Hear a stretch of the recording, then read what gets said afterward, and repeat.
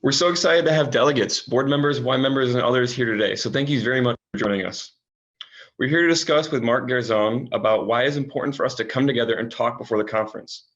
Much of the country is so polarized over politics, and it is great to not be so polarized and hostile while we're at YIG. We want to ensure by watching this video and learning that we can all see the benefits of civilized discussion. Understanding others and their walks of life is crucial. Everyone is valuable and everyone deserves to be heard. Everyone's situations are unique and help to form their opinions. So only by taking this time to reach across the aisle can everyone be heard, understood, and represented properly while at YIG. And so I'd like to introduce the author of the United States and consulting producer of the Reunited States documentary, Mark Gerzon. He is the president of Mediators Foundation, which has been working to bridge the partisan divide in the US for more than a quarter of a century. In 1997 and 1999, he co-designed and facilitated 2 US House Representatives' bipartisan congressional retreats designed to help House members deal with conflict in order to work together more effectively. These efforts were followed by numerous other bipartisan and transpartisan activities, including most recently co-founding the Bridge Alliance, a diverse coalition of more than 80 respected organizations committed to revitalizing democratic practice in America. He is the author of the 2016 book, The Reunited States of America, How We Can Bridge the Partisan Divide, which was a major catalyst for this film. So now welcome, Mark Gerzon. Thank you so much. I really appreciate it. It's good to be with all of you and see your faces there and know the good work you're doing. Thank you so much for wanting to bridge the divide. I'm glad to share with you a little bit about why I wrote the book, and I'd like to add a little bit about the film. But before I start, I just want to say thank you to all of you for the work you've put into this. Do you all just want to just say a very quick one-word hello? Just introduce yourself and say hello, and then I'll begin. You know, Abby or Mary, whoever wants to start, just a quick hello. I'm Abby. Hi, Abby. Nice to see you. Thanks for being here. Hi, I'm Emma Macaluso. I'm the late conference youth governor. Wonderful. Nice to meet you. I'm Garrett Thorne. I'm the early conference youth governor. Great. And I just put it in the chat, but there's about 25 panelists too, Mark, that can't talk. So I'm going to have them put where they're from in the chat. Wonderful. Mary, you want to say a quick hello, or shall I jump in? Sure, no. Hi, my name is Mary. I'm the assistant director with Youth and Government. Thank you so much for being here. Nice to be with all of you, and hello to everybody on the call. So let me just take a few minutes to tell you that it's been 5 years plus since I wrote The Reunited States of America. And I wrote it, you're all old enough to remember, 2015, we were looking ahead to that election. We just had 8 years of Barack Obama. We were having an election that was going to be very contentious. Everybody knew that. I knew that. And I didn't know whether Hillary Clinton or Donald Trump would win. Obviously, none of us did. But I said to myself, I think it's going to be the worst election we've ever had. 2000 was very difficult when Al Gore and George Bush were locked head to head. You may have heard the stories about 2000, but I said to myself, 2016 is going to be the worst election, most difficult election we've ever had. How can we reunite ourselves before this happens? So I wrote the book, and it was published in the spring before the election of 2016. Well, we're now approaching spring of 2022. So it'll almost be 6 years since the book was published and 7 since I wrote it. But I've been working on this my entire life. And what I want you to know is that you're entering this political scene, your youth governors and others involved in this beautiful project. You're entering the political scene at a time when the system is extremely dysfunctional. And in your lifetimes, all you have seen is this post-2000 political dysfunction.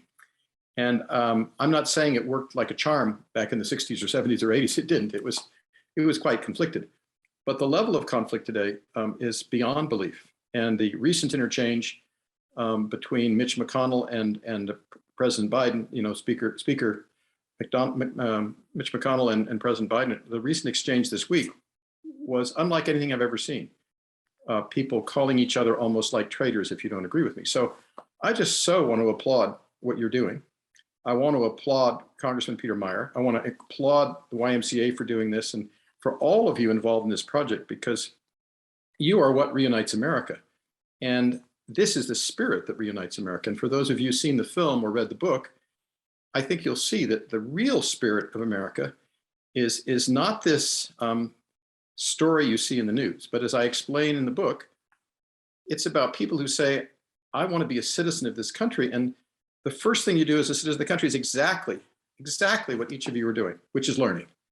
And I love that about this project. And I want to be a lifelong learner when it comes to democracy.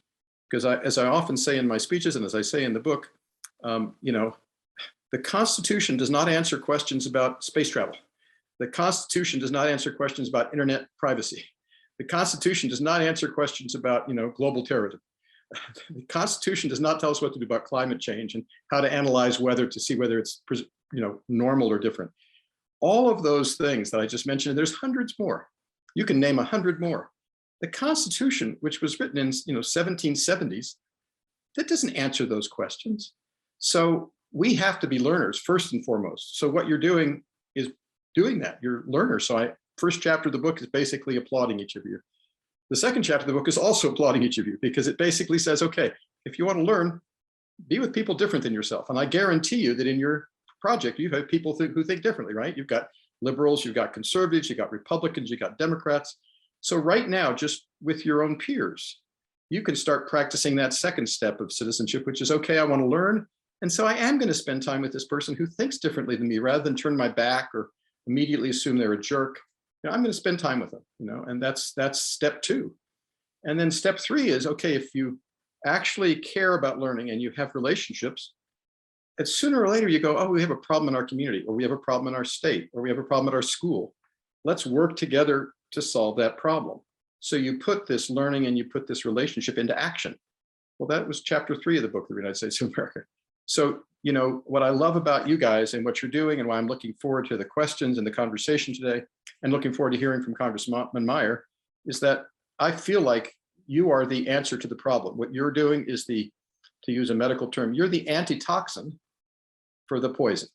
And I don't know if you've ever had a bad, insect bite or a bad snake bite, but you are really interested, boy. What can I take, doctor, to counteract that bite? Because my arm is swelling or my leg is swelling. In some cases, it's life and death.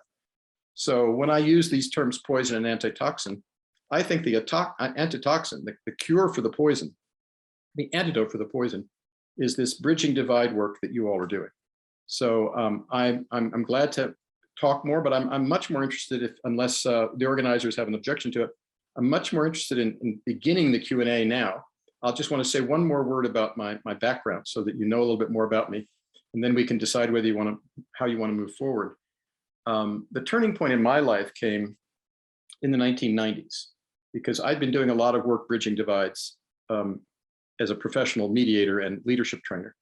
But it wasn't till 1996 when I wrote a book called A House Divided: 6 Belief Systems Struggling for America's Soul. And in that book, A House Divided, I described these 6 belief systems. And those 6 belief systems are still part of our communities today. Go to Grand Rapids, go to Lansing, go to Holland, go to Detroit, go to Southfield, go to, wherever you want, Flint, and you'll find these belief systems in every community. And we as a people haven't really wrestled with those belief systems.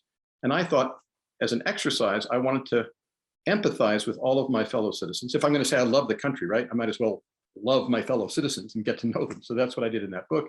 As a result of the book, I was invited by the US Congress to design and help them facilitate the retreats they had in the 1990s. Now, that was just about the time that, some of you were, either being born or about to be born or coming of age, coming into the world. And those 1990s was the last time that the US Congress went away and tried to work on their relationship. Now, imagine if your mom and dad, or you and your best friend, the last time you worked on your relationship was 25 years ago. Probably out of date a little bit, right? So my view is that Congress really needs to update that work that we did, but it was very moving, very touching. I got to know firsthand the members of Congress. I got to know firsthand what decent and caring people they are. I got to know their families. I got to know how much pain it causes them to be part of this system. And from that time forward, 1997 and 1999, which was now almost a quarter of a century ago, ever since then, I've been asking the same question that you all are asking, which is, how can people as different as us work together?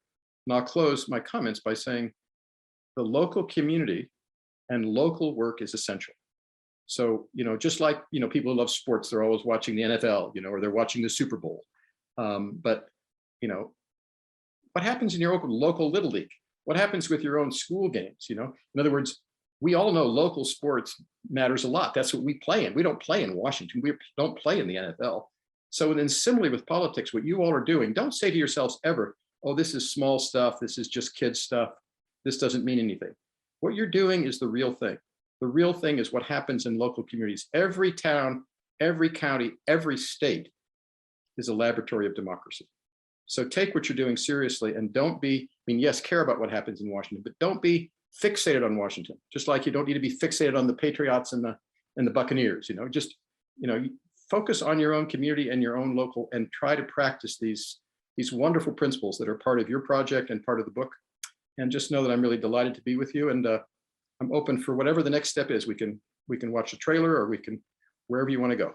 But thank you so much for having me. And I look forward to being in dialogue with you in the coming hour.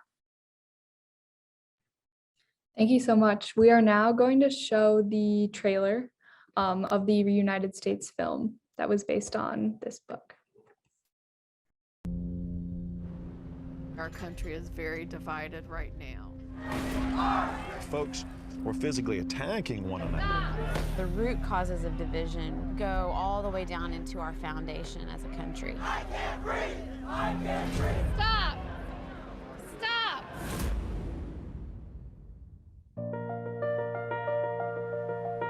If we're going to live in a democracy, all of us have to learn to be mediators and bridge builders. My daughter would tell you, let's get on to the issues that she died for. The divisions are happening in our neighborhoods, they're happening in our schools, and they're happening in our families. We decided to travel to all 50 states to get an understanding of what was causing these divisions. Issues we'll inherit are not so much dividing between the left versus right, but really the future versus the past. We decided to create the first ever caucus for young members of Congress. I want to create a third force in our politics that's able to get us beyond this partisan warfare. Meeting people across the country who have a passion to see our divisions healed, that gives me hope.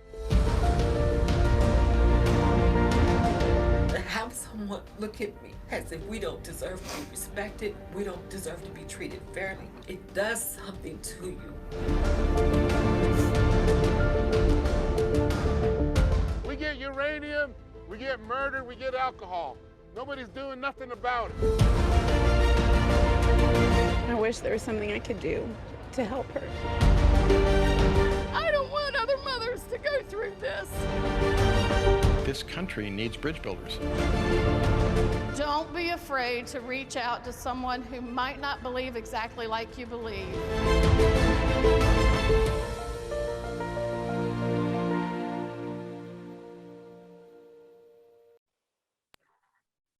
All right. Good afternoon. My name is Emma Macaluso, and I am the 2022 Lake Conference Youth Governor. I'm just going to talk a little bit about how I see this film being a positive, a way to positively impact our youth and government conferences this year. So with this being my 7th year at youth and government, I have seen how the political atmosphere in Washington can affect the culture within the conference. I've found that as tensions have been growing in the past years in our hometowns and in politics, they can influence the way we interact with each other. And the reason that I love youth and government and continue coming back every year is because of the opportunities that we get and to civilly discuss the issues we care about with people who do hold different beliefs with us, but that how we can do that in a respectful manner. And so I often tell a story about how my sophomore year of youth and government, I stood up and debated almost every bill that came onto the floor. And every time I spoke, there was this one delegate who would argue the exact opposite of me every single time. But we had such good debates and we became really close friends, and we still talk outside of youth and government. And those relationships should be highly valued, especially in such a polarized country where ideological disagreements can often lead to disgust and isolation from those who see things differently than you do. And when I watched the Reunited States movie, I was inspired by the people in politics, especially the young elected officials in the Congressional Future Caucus, which is the first and only bipartisan caucus for young members of Congress, and their commitment to cooperation and progress despite party identification. And seeing this movie and becoming hopeful, I think that if the tone of our conference this year can follow the inclusive, accepting, and civil nature that those in this movie try to push, then we can make even more of an impact as youth leaders in Michigan.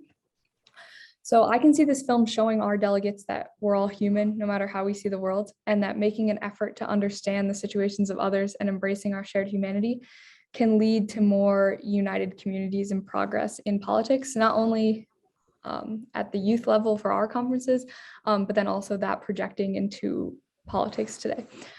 So I hope everyone in the Michigan Youth and Government Program and everybody who watches this video, this film, can take advantage of this opportunity. And I look forward to discussing it more, not only with the people on the panel, but also bringing it back to our Youth and Government Program, showing it to our leaders, showing it to our delegates, and being able to kind of reform and share this culture with the people that we will be debating with in Lansing this year. So we are now going to talk a little bit about the Millennial Action Project, which is also featured in the film. Their mission is to activate young leaders and bridge the partisan divide and kind of transform American politics.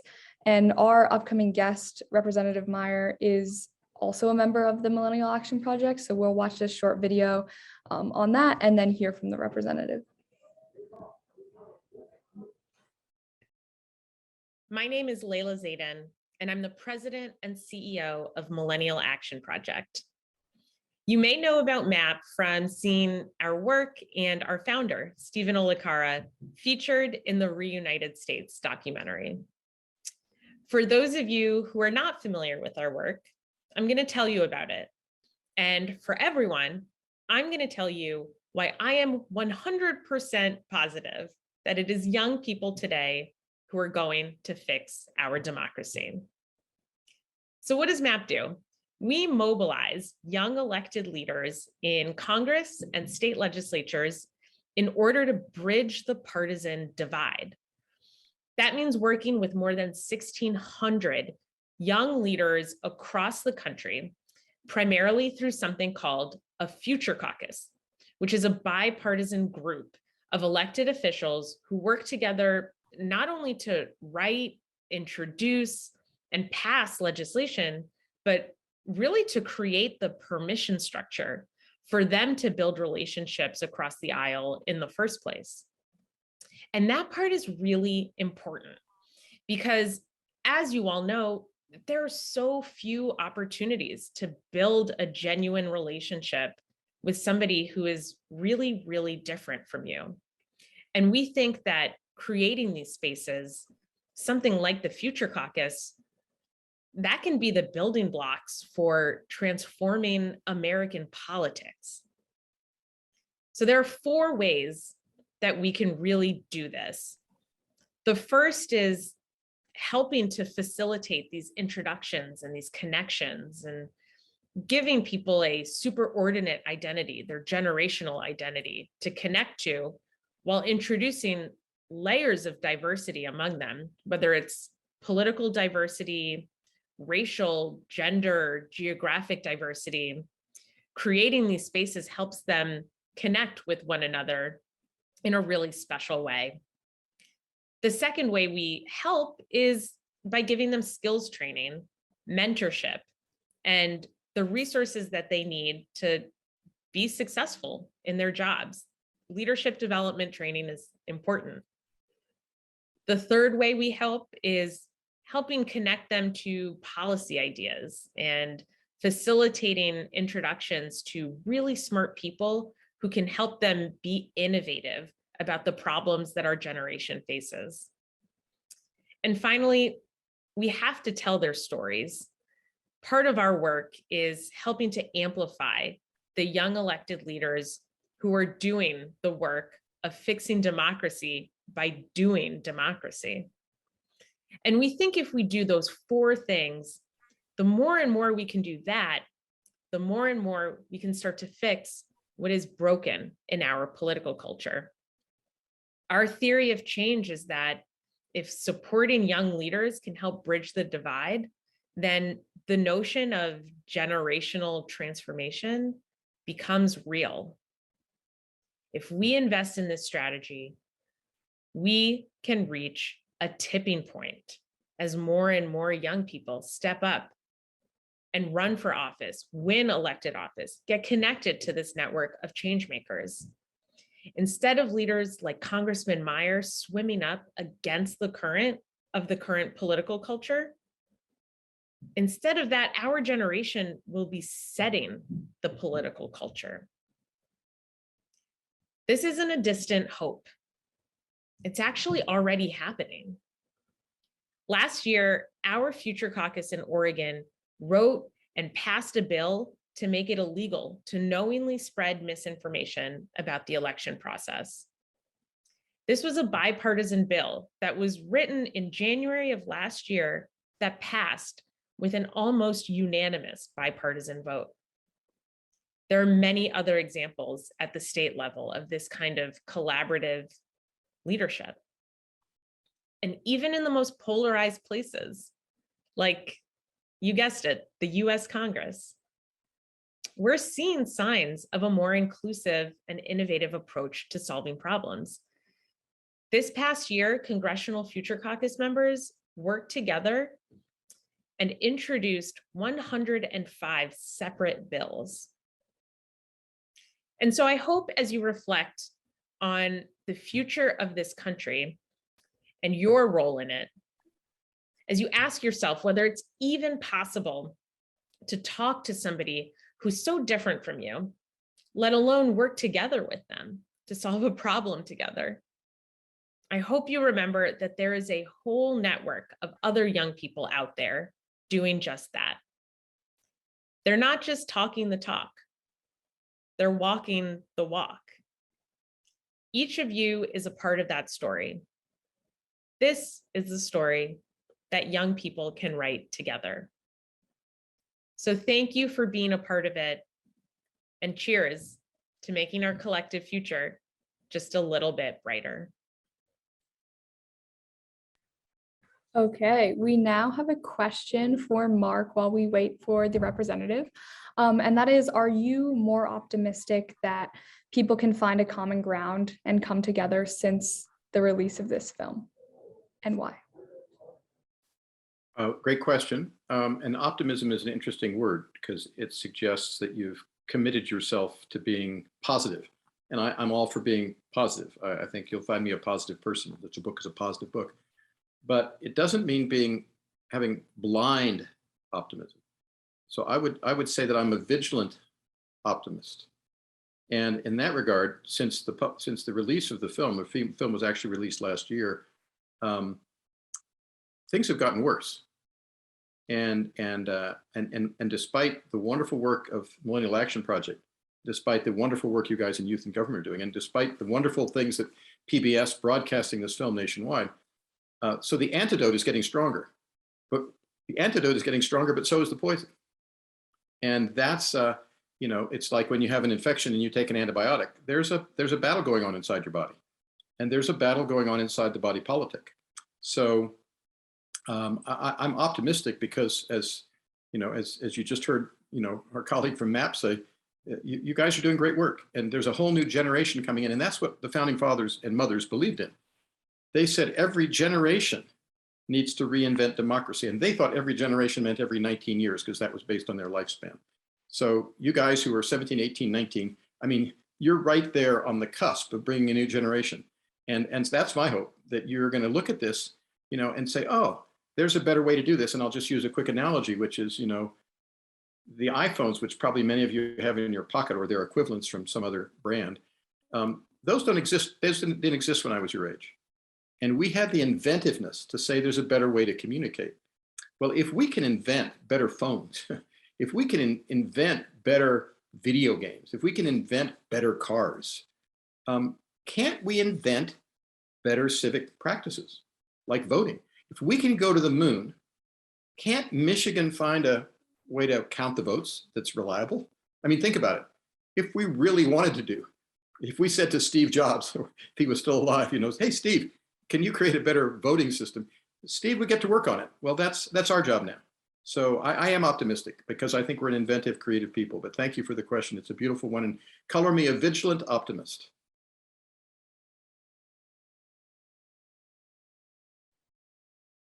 We are now going to answer a question from the delegates for Youth Governor Thorne and I. And that is, what is your level of optimism about coming together and why do you hold that view? So Garrett, if you want to answer that first. I have really high optimism about people coming together and being able to work together. And it didn't always used to be that way, but it's been increasing dramatically. This past fall, I had to, as one of my youth governor duties, I had to attend the middle school conference, and I got to witness them going about their day in the House and Senate chambers, debating bills, working together, bettering bills, amending them, doing all the things that we do, but they were doing it together. There wasn't bickering, there was no fighting, there was no partisan divide, there was no Republicans, Democrats. These middle schoolers were able to come together, and so it really makes me optimistic that we can also come together if middle schoolers can do it. Yeah, I agree. I also think that having a break, having been online last year and then being able to hopefully come back in person this year, I think a lot of us are just very eager to get back to the programming that we love. And I don't think that we want to waste it arguing with each other about politics and like different beliefs, because that's what youth in government is. It's about coming together despite those beliefs, and cooperating and making like real progress and change. And I think that especially because we had that break away from such like good civil discourse within the youth in government program, that we'll be eager to come back to that and jump right into it and not waste time on like ideological differences. We are now going to pass it to Abby, who will introduce the representative.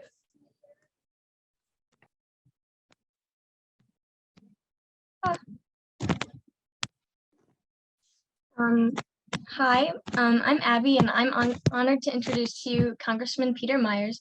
Congressman Myers, a fourth generation West Michigander. He was born and raised in Grand Rapids, Michigan. After graduating high school, Mr. Meyer attended West Point, Columbia University, and New York University. Mr. Meyer also was in the United States Army and began working for the veteran-based humanitarian organization Rubicon. He has also worked in South Sudan, the Philippines, and Oklahoma after a series of devastating tornadoes. After pursuing his MBA from New York University, he returned to Michigan to work in urban redevelopment and real estate. A passion for service and for West Michigan is what led Congressman Meyer to run for Congress. In 2020, he ran for and won his seat as congressman for Michigan's 3rd Congressional District.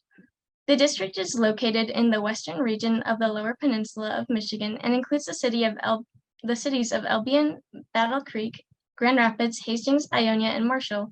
It includes Ionia, Berry, and Calhoun counties and portions of Kent and Macomb counties. Congressman Meyer is a ranking member on the Committee of Homeland Security's Subcommittee on Oversight, Management, and Accountability. He also serves on the House Foreign Affairs Committee and the House Committee on Science, Space, and Technology. He lives in Grand Rapids with his wife, Gabriella. Thank you for being with us here today, Congressman Meyer. Thank you, Abby, for that warm introduction. And hello, everyone. As Abby said, I'm Congressman Peter Meyer, representing Michigan's 3rd Congressional District in the United States House of Representatives. And first and foremost, I want to thank the YMCA for creating this program and all of you students across the state of Michigan for participating in it. I can't express how important it is for young folks like yourselves to get involved with government at an early age. Decisions being made today directly impact your future, whether it's at the state, local, or federal level. Our young people have a vested interest in what's happening today. Second, I want to thank the Fetzer Institute and the Reunited States team for helping create this event and working to ensure that our next generation of leaders is more bipartisan and productive than the ones we have today. To get students out there, you have to be involved, you have to be engaged, because you are coming of age at a time when we are experiencing exceptional political division. You've all grown up witnessing opinions being presented as facts, seeing the disintegration of previously held universal truths, and hearing that bipartisanship, that can be something toxic and many folks seeking to avoid it entirely. I found some politicians that have made a hobby out of demonizing those on the other side. And given the current perception of our legislating bodies, it is so easy to become disillusioned in our democratic process and government as a whole. I don't want that to happen to those who are listening and participating today, because despite what you see on the news or see trending on social media, please know that there are people at all levels of government committed to doing right by those who elected them. I try every day to be one of those people. Since being sworn into Congress, I've joined several bipartisan groups, most notable among them, the Bipartisan Problem Solvers Caucus, a group that commits to finding common ground on many critical issues facing our country. This group has an equal number of Democrats and Republicans, and we work together to create and implement common sense solutions to some of our most pressing problems. Nearly every piece of legislation I have helped introduce has had bipartisan support, because I believe that common sense solutions for West Michigan can and should be bipartisan. Now more than ever, I think that bipartisan cooperation is essential for our government to work effectively. And that's why I'm committed to work with anyone, regardless of political affiliation. Somebody who prioritizes solutions on behalf of the American people will have my support. Because at a time when Congress is riddled with gridlock and partisanship, smart bipartisan work remains critical.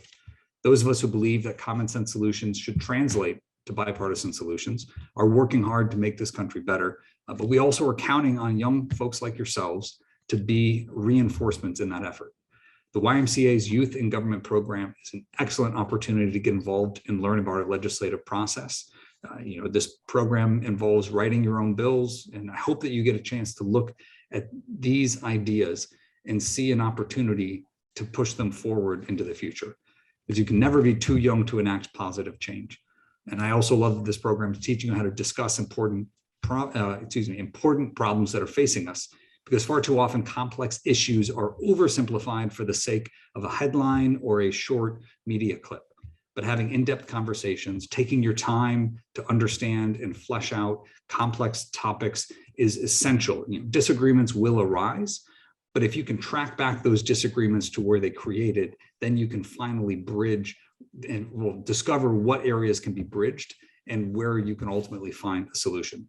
But I want to thank the teachers, staff members, and parents participating in today's event for fostering an interest in government, because we all have a responsibility to make sure that a rising generation understands what our government does, because this is a government of, by, and ultimately for the people.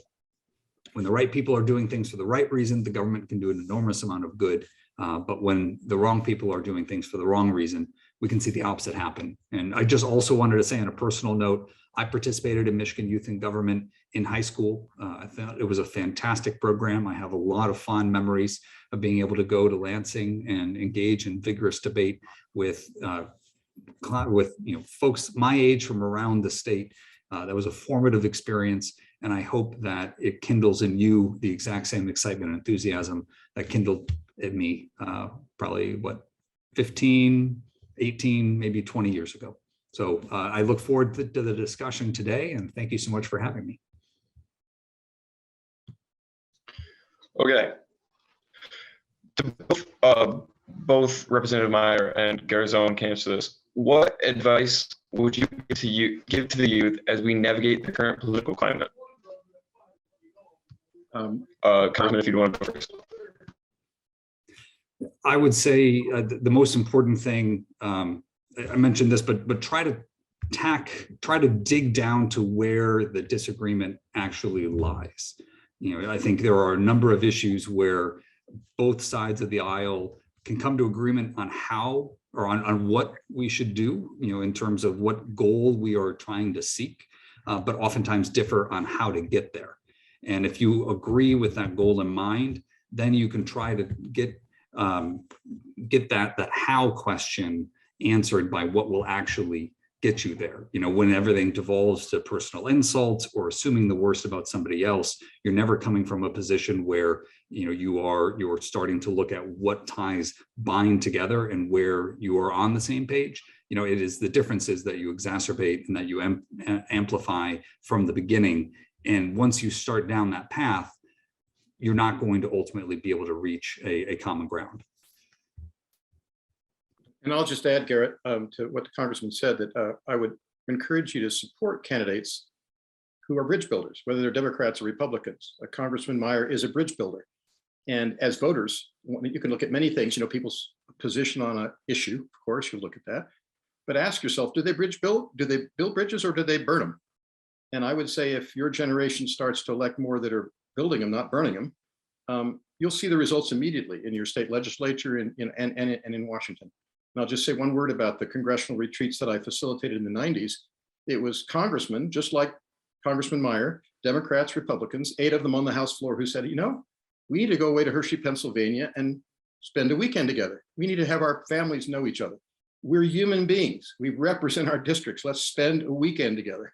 And that hasn't been done for 25 years. And it's overdue. And I'd say, so elect more Democrats and Republicans who build bridges would be my advice for you. Thank you both. Our next question is going to be, how can Congress, both at the Michigan level and on the national level, model the ideas presented in the Reunited States book and film, and the ideas that founded the Millennial Action Project?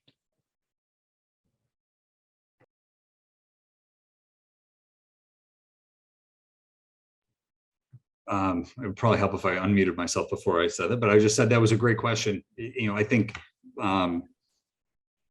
you have to be very realistic, right? You have to be going towards a goal, but you also cannot be naive about how hard it might be or how long it might take to get there.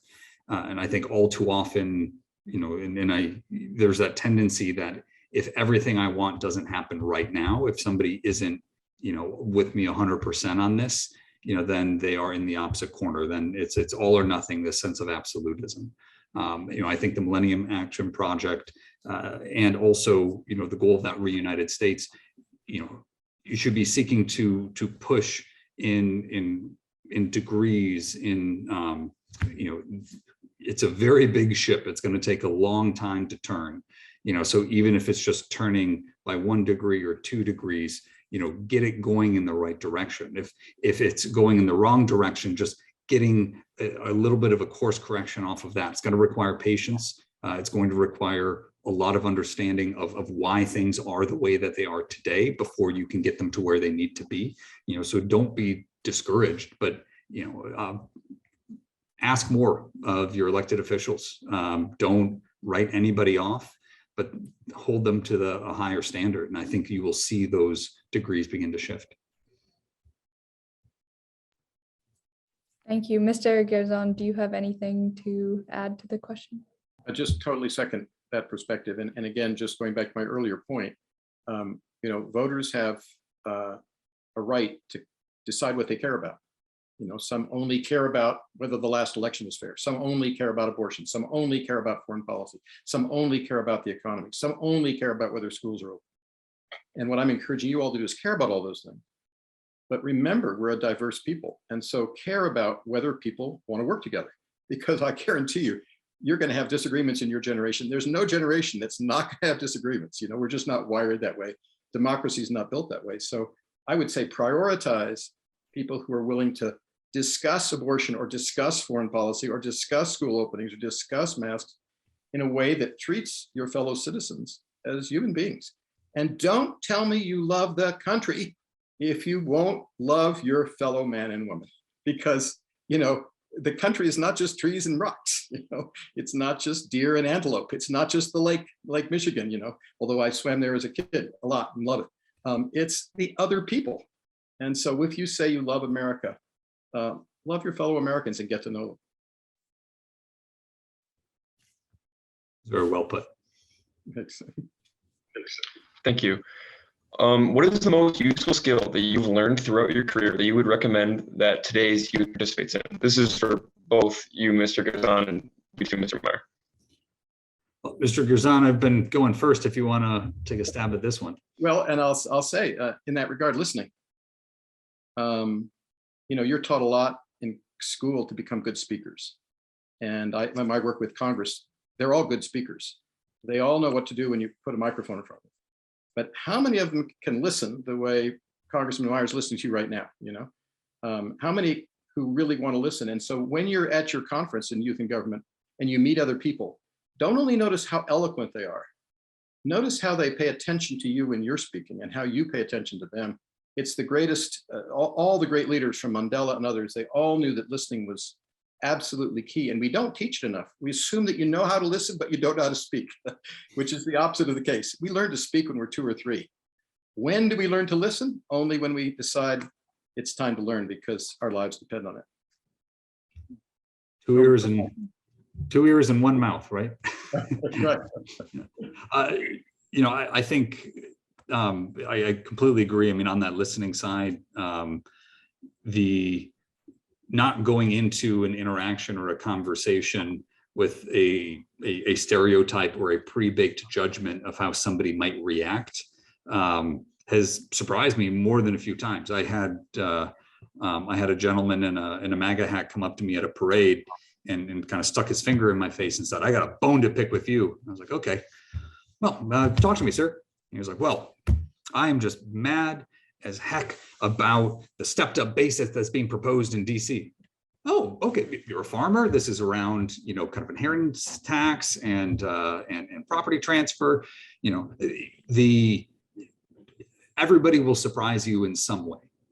Sometimes worse, sometimes for the better, but be surprised, because you never know where a conversation, where a relationship may go. And to the point on listening, I mean, that is, if I started every interaction thinking I knew how something was going to go, or I assumed somebody believed, in one way, shape, or form, I'm closing myself off to a whole range of opinions and beliefs and attitudes that somebody may hold. I'm not looking at them as an individual that is unique and complex. I'm reducing them down to a demographic stereotype. And so I think that is, it's a limiting factor, because you also then, I think I've seen a lot of politicians who, a lot of my colleagues who think very little of people, and then, spoon feed them information, try to be as narrow as possible. And you come off as one note, you come off as, either hypocritical or, just towing a party line. And, that is disappointing. It's disillusioning. I tend to think it's far better, that somebody, that a constituent says, "Hey, I like that you did X, Y, and Z. I didn't like that you did A, B, and C. But you are communicating that with me. You're telling me things, even if you know or think I may not want to hear them, you're still at least explaining and being open." And I found a really significant life hack in Congress. If you're honest, and you can say you don't know, right? I mean, but if you pretend you know everything, if you are just offering bland talking points at every turn, you can't trust that, right? And also, if you are honest, you don't have to remember what lies you told. It's far easier. You don't go to sleep at night trying to remember who you said what to. You can just present an authentic, fully fleshed version of yourself, rather than trying to package and fit into some narrow, box of one sort or another.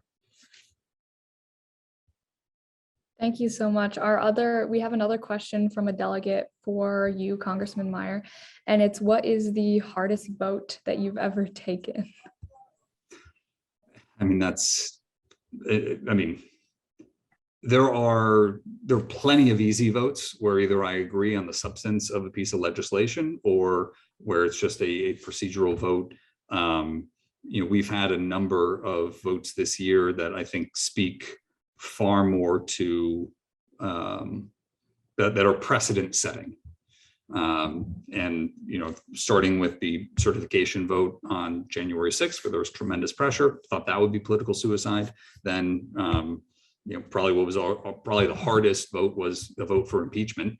I didn't run for office seeking to impeach a president of my own party. The consequences of setting, having to weigh what precedent is being set, what consequences, not for me politically, but what consequences for the country, and wanting to make sure, fully understanding those ramifications, fully understanding what had occurred prior, fuller understanding all those elements. The easiest thing to do as an elected official is to say, where is everybody in my party? And what's my shortest path to get there, whether it's to get to a yes on a vote or get to a no on the vote.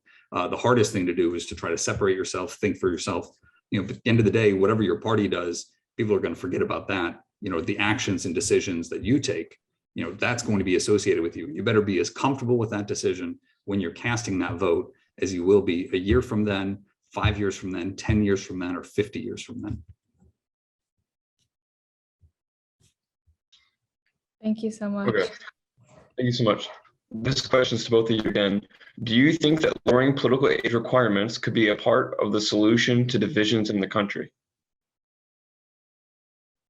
I'll defer to you on that one and follow you, Congressman. I'm assuming, obviously we have two main age restrictions when it comes to political participation. One is, 18 to vote. And then the other is, a minimum of 25 to be a member of the House, 30 to be in the Senate, 35 to be president. I tend to think on the constitutional age requirements, 25, 30, and 35, still pretty sensible. On the, nothing precluding you, well, perhaps state constitutions, but from getting involved, after the age of 18 in municipal or county or other, processes, depending on, jurisdictional requirements. In terms of lowering the voting age from 18, I think it's a pretty sensible cutoff of, you are an adult, you are, no longer a minor.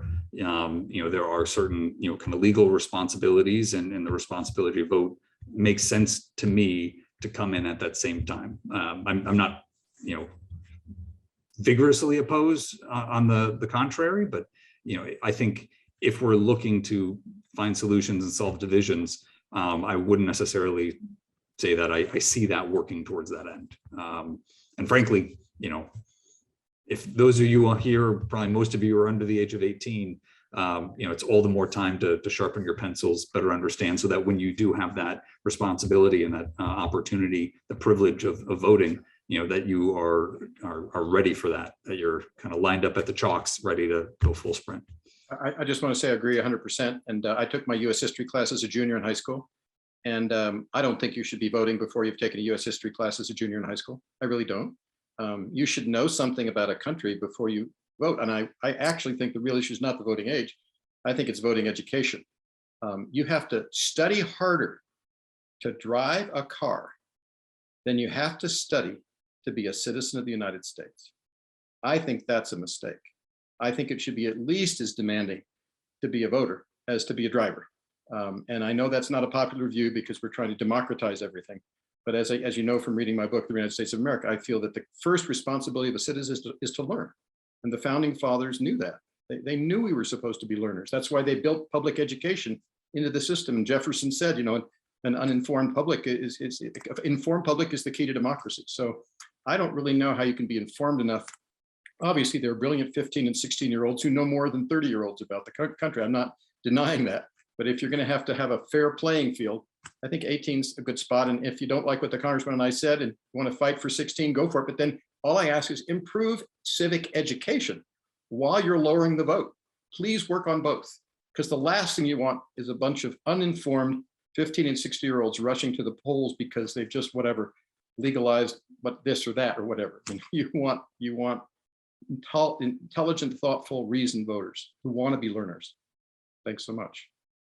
And I will say, I am very much of the belief that there are some folks who think the system is so corrupt and so broken that we just need to scrap the whole thing and kind of start over. There may be parts of the administrative state that I feel that way about. But when it comes to our electoral system as a whole, the idea that there is a silver bullet that's out there, I think is more,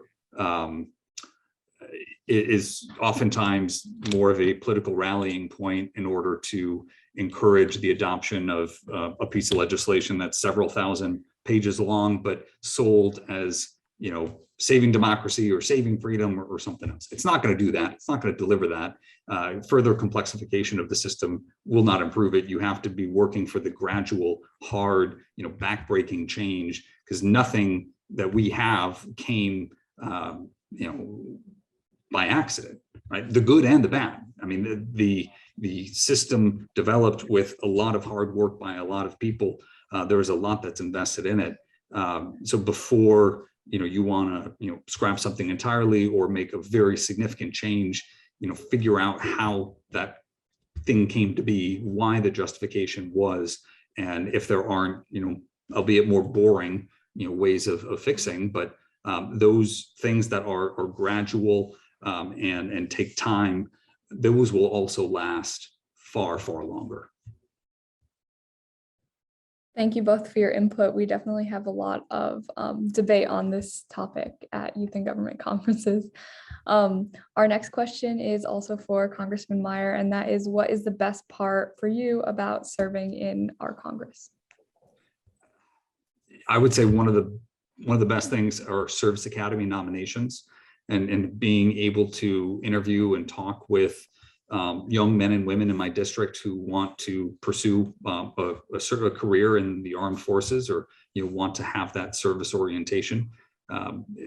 That just, it's like the kids are all right. Some incredible leaders rising up.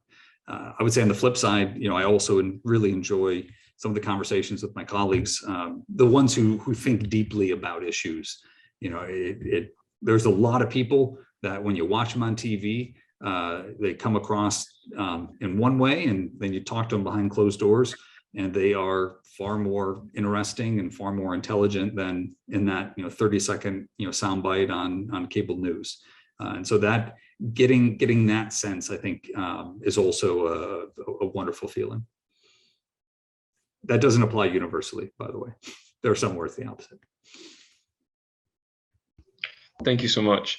Another question for you, Congressman Meijer, is Congress has proposed the Civics Learning Act to invest in civic education. How do you see these actions improving civic education? So, and I believe this may have been the bill that I co-sponsored. We had a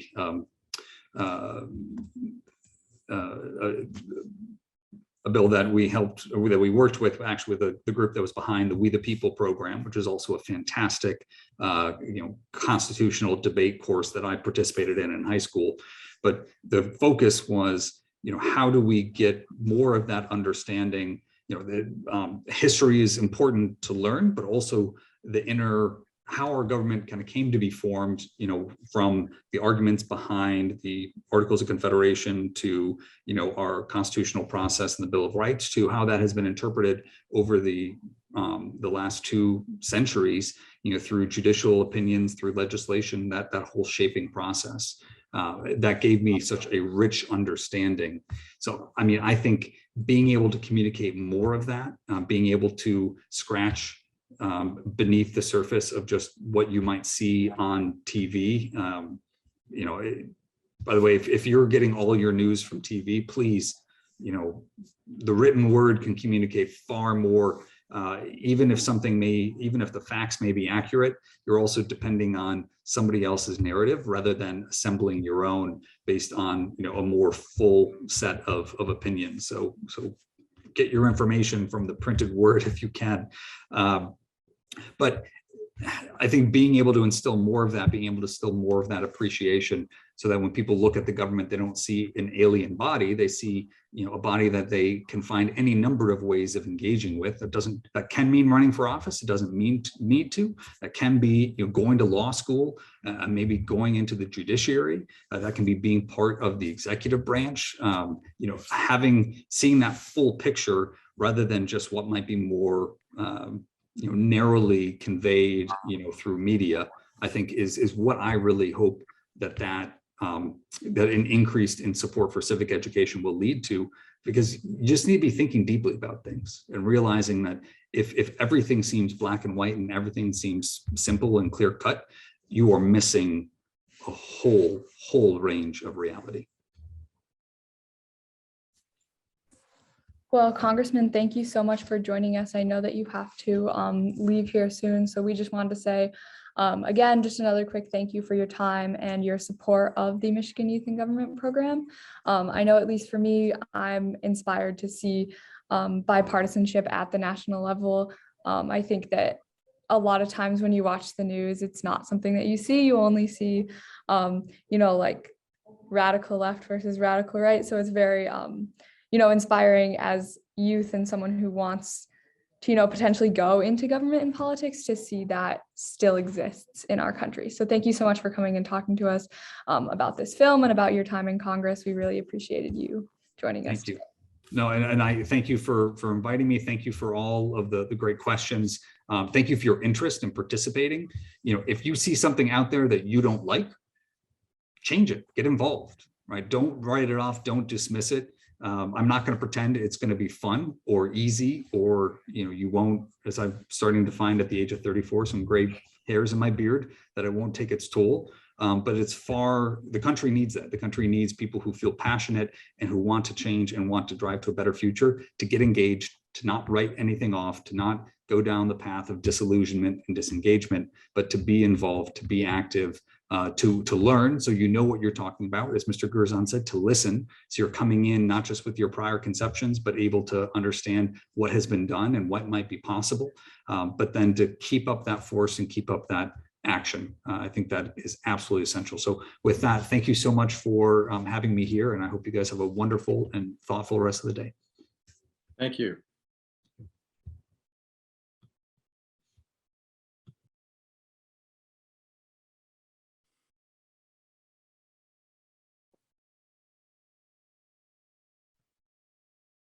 Okay, I think we're going to continue taking questions, if that's something that we're all still good with.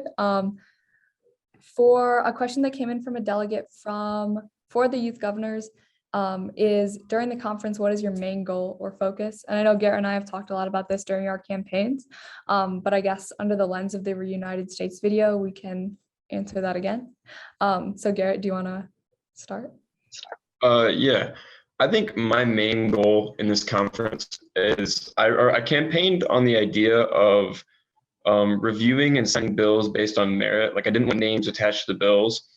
And I think it goes deeper than that still. I think my main goal for the conference is not only, take the names off the bills, take the people off the bills, like take away the prioritization of some bills, and just to get as many bills onto the governor's table as possible, so I can see as many perspectives as possible, so that people can hear as many bills and as many proposals as they can throughout the conference, and that so people from either side will work on each other's bills and amend them and help them be the best that they can be, so that the most bills can be signed as possible.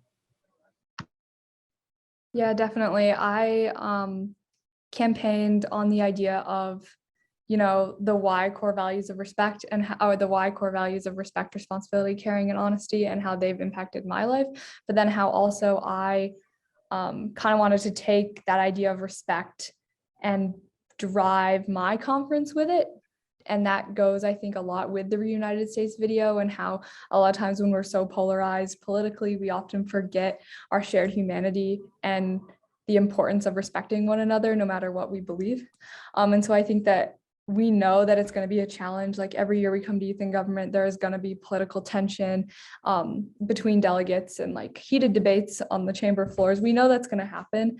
And so I think that's something that I just want to bring, hopefully through the work with my leadership team and, throughout the conference, is that idea of respect, and respecting not only what people say, but what they believe and what their life experiences have led them to believe.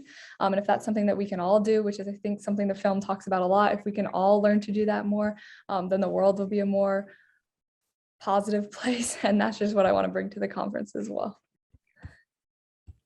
Can I just jump in and say, Emma, thanks for saying respect first, because I want to point out that the members of Congress, when we worked together and set ground rules for the retreats, at the top of the list of ground rules was respect. You probably noticed that. And so I applaud that, and I think it's key. Mr. Gerzon, what is the most helpful advice you've given to someone about engaging in productive conversation about political issues? Start working on whatever it is on your mind, not thinking of yourself as the savior or the hero. Start thinking, who can I work with? How can I build a team of 2 or 3 or 4 that represent a microcosm of the solution?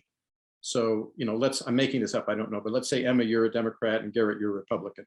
You know, if you're going to do something, hey, reach out to your counterpart and say, hey, I care about X. You want to work on that together? Well, not really, because of the way you framed it. Could you, oh, well, how about if we did it? Yeah, if we did it that way, I'd be interested. Oh, okay. And then suddenly the 2 of you are working together on it.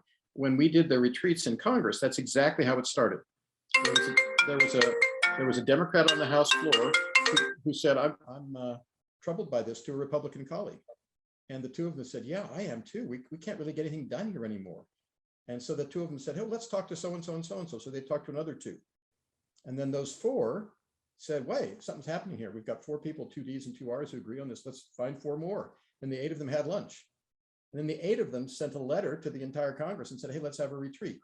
And roughly 80 members of Congress signed the document, the letter saying, let's have a retreat. And suddenly it happened. So that's what I'm suggesting, is if one of them had started that alone, if the first guy who was troubled or gal who was troubled said, I'm going to put out a letter, total failure, total failure. But because they created that microcosm, and I'd say that's create that diverse microcosm, and then you can do almost anything.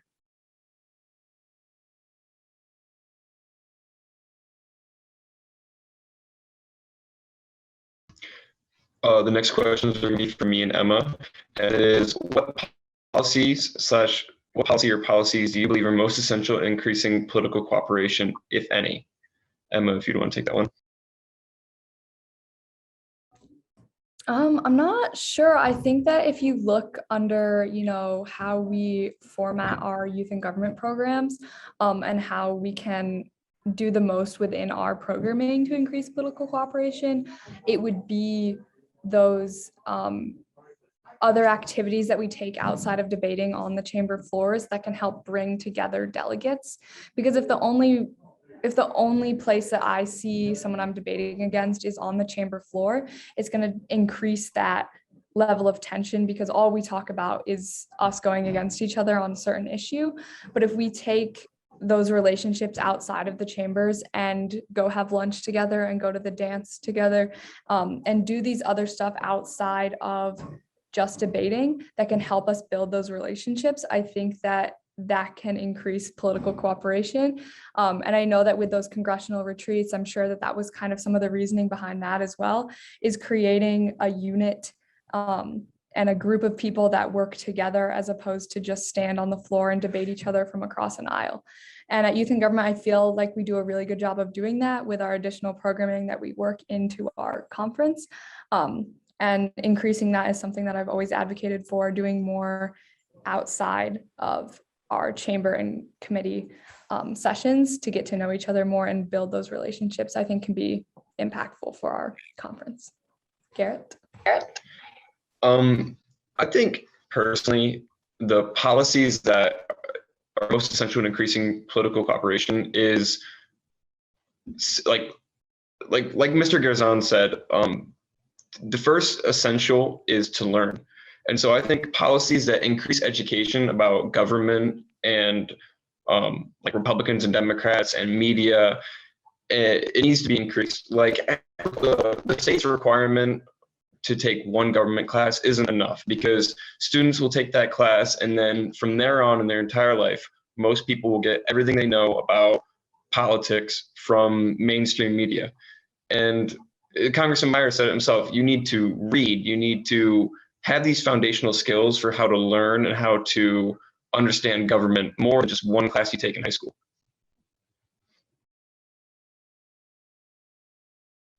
Our final question for Mr. Gerzon is, one of our delegates wants to know how you think YMCA Youth in Government can model the kind of work that you have done for our delegates, or how young people can bring those ideas that you talk about in the book into our communities and schools.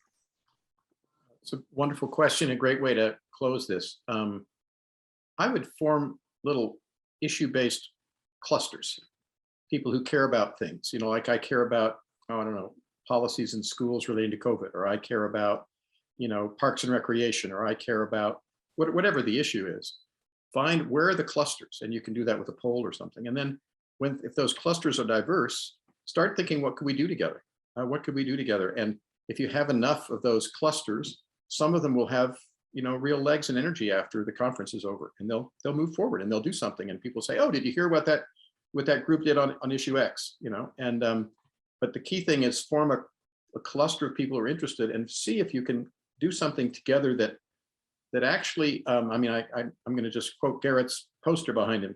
It has some imagination, you know, has some imagination, and I believe that's the key. You know, I'll give you one example. I mean, a few years ago, I gave a speech in Lansing, and it was all about, you know, how can Michigan flourish when the auto industry isn't, you know, basically running, I mean, it's not running the world the way it used to 20, 34 years ago. So there's a lot of competition globally. So the entire economy in Michigan can't be based on the auto industry, just like the entire economy in West Virginia can't be based on coal.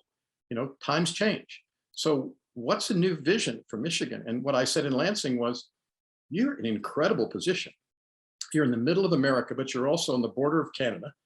You're actually positioned to be a force in the global economy. What can Michigan do as Michigan that would make Michigan a powerhouse economically? And start to dream that, you know, start to dream that in a new way with imagination. And young people who are looking ahead to having jobs and probably living in Michigan, you know, perfect issue to say, we want a bright future, a good economy that keeps the world clean, that doesn't pollute it, a good economy that's fair and has good and decent jobs. That's a great issue, for example, to take on, because you really do need to diversify the economy in Michigan. And by the way, I haven't said this, but I'll end on a personal note. I grew up in Indianapolis, Indiana. I spent my summers in Muskegon and in Manistee at the lake.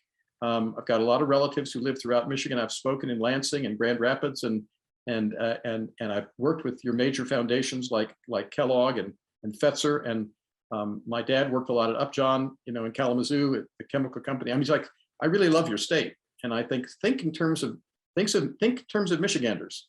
Think in terms of real patriots for your state. And if you're a real patriot for your state, you'll be a Democrat or Republican, but that won't come first. What will come first is, this is our home. This is our state. What's good for us? And I'd love to see that energy percolate in your generation. Put being from Michigan first and being a Democrat or Republican second. Thank you so much, Mr. Gerzon, for being here and helping to inform us about your book. One last closing remark. What do you hope the film and book can do positively to impact the culture and discourse of the country? Well, you guys in your comments have actually captured my dreams, which is that unlike an essay, you know, or unlike a speech, the movie actually moves you. You get to know some people. The Levertons, just to take them as an example, the Levertons who traveled to all 50 states with their family. I got a call from David Leverton. He was driving through Dallas. This is, 7, 8 years ago. He said, "Hi, are you Mark Gerzon?" I said, "Yes." He said, "Well, I just heard you on NPR.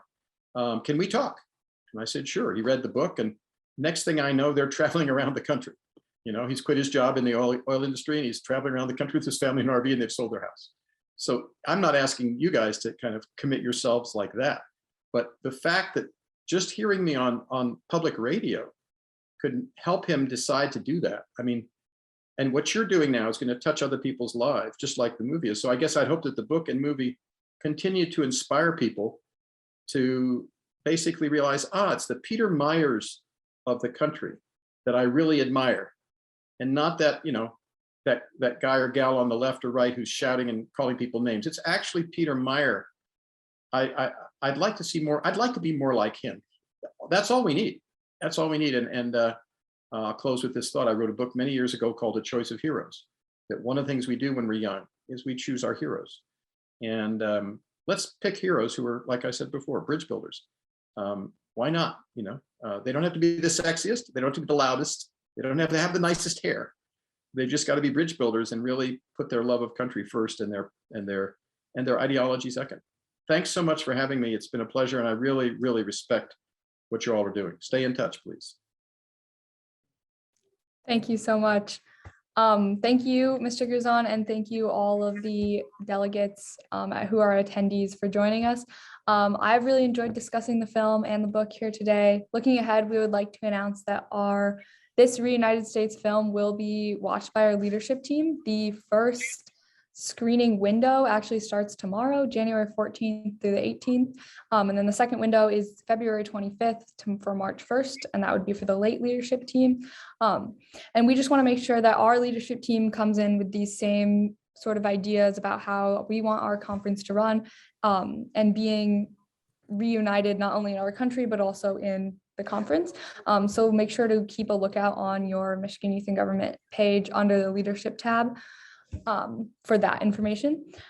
So I get more excited every day for the upcoming conferences, and I hope that this event has made you all just as hopeful and inspired as I am for this year at Michigan Youth in Government. Thank you guys all for coming. I hope you have a great rest of your day.